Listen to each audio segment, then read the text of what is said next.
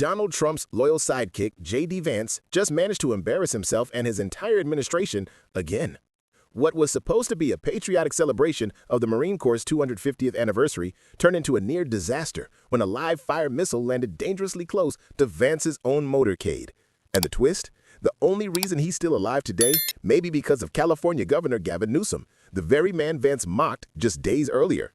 As Trump's MAGA movement stumbles from one scandal to another, this latest fiasco reveals what happens when ego replaces competence. While millions of Americans were peacefully demanding democracy at the No Kings rallies, Trump's vice president was planning a vanity-filled military spectacle that almost turned deadly. The celebration of the Marine Corps' 250th birthday is a big deal. Vice President J.D. Vance, the first Marine veteran, will be at Camp Pendleton for the big day. But now there are concerns it is too big.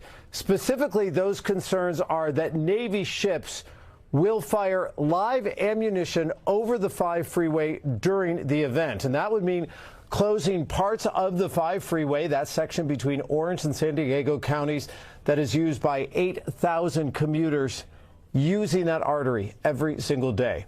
The event on Saturday is to showcase military operations across air, land, and sea, and the Navy will be involved. But to what extent exactly? Now, according to an angry Governor Newsom, and here's his post on social media, Donald Trump and J.D. Vance think that shutting down the I-5 to shoot out missiles from ships is how you respect the military. Put aside your vanity parade and pay our troops instead. The United States Marine Corps releasing this on social media tonight, confirming there will be a live fire amphibious capabilities demonstration this Saturday, stating in advance, we have conducted a detailed risk assessment and multiple rehearsals, and that no public highways or transportations will be closed. The USMC does not mention in that statement that the 5 is involved. However, the Los Angeles Times tonight is quoting the California Department of Transportation that based on potential scenarios shared with the Department of Transportation, the federal government is now going to work with Caltrans to close down a section of the 5. So let's recap. J.D. Vance and Donald Trump wanted to show off by firing missiles next to one of the busiest freeways in California. Newsom said, "Are you out of your minds?" and demanded safety measures. Trump's team mocked him, but Newsom was right. When the live-fire demonstration began, something went horribly wrong. Metal shrapnel flew over the freeway, and one piece hit J.D. Vance's own security detail. But we are learning more this morning about the patrol car that was hit. The cruiser was actually part of Vice President J.D. Vance's security detail. Both the VP and the Secretary of Defense were at Camp Pendleton on Saturday for the 250th birthday celebration of the U.S. Marines. And what you're looking at right now are photos that shows what hit one of the CHP's units. You can see that metal shrapnel from an explosive that actually went over the freeway and landed onto that patrol car. No one was inside the cruiser at the time, and there were no reports of any injuries. Earlier that day, the state of California actually ended up shutting down a 17-mile stretch of Interstate 5. And there was criticism last week about the celebration and the closure of the freeway. CHP quickly notified the U.S. Marines about the incident, and after that, any additional firings were then suspended. The Marine Corps says the demonstration went through a rigorous safety evaluation and deliberate layers of redundancy to ensure safety.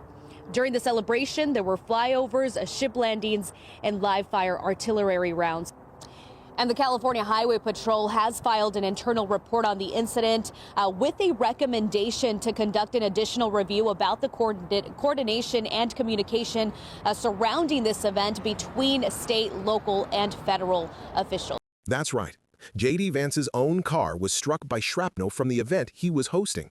No deaths, no injuries, because Gavin Newsom forced the closure of the freeway. If he had listened to Trump's ego instead of California's engineers, we'd be talking about a mass casualty event today. But instead of thanking Newsom, Trump and Vance are attacking him for being anti-military. The truth? He was pro-common sense. He saved lives by doing what Republican leadership refuses to do: think beyond optics and care about safety. This incident is a perfect snapshot of today's Republican Party: reckless decisions, no accountability, and a total failure to plan for the real-world consequences of their own stunts.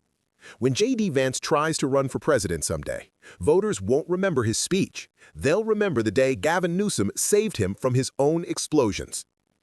If you're tired of Republican recklessness and ready to see leaders who value lives over photo ops, hit like, subscribe, and turn on notifications.